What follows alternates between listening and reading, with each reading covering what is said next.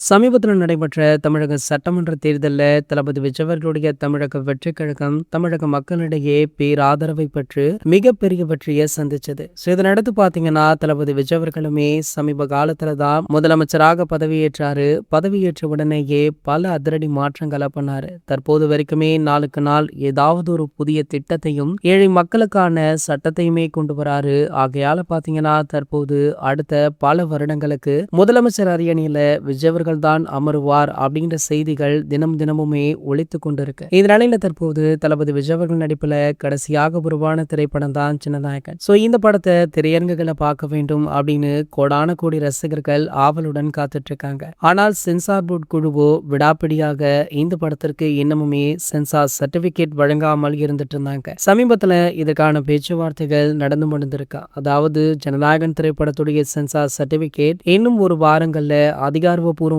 அறிவிக்கப்படும் அப்படின்ற செய்தி கிடைச்சிருக்கு. மேலும் பாத்தீங்கன்னா இந்த படத்துடைய ரிலீஸ் தேதியில தான் ஒரு மிகப்பெரிய சிக்கலே இருக்கு. அதாவது இந்த படத்தை அடுத்த மாத இறுதியில ரிலீஸ் பண்ணலாம் அப்படின்னு பிளான் போட்டிருக்காங்களா. அதே தினத்துல தான் சூப்பர் ஸ்டாருடைய ஜெயிலர் 2 திரைப்படத்தின் ரிலீஸையுமே வச்சிருக்காங்க.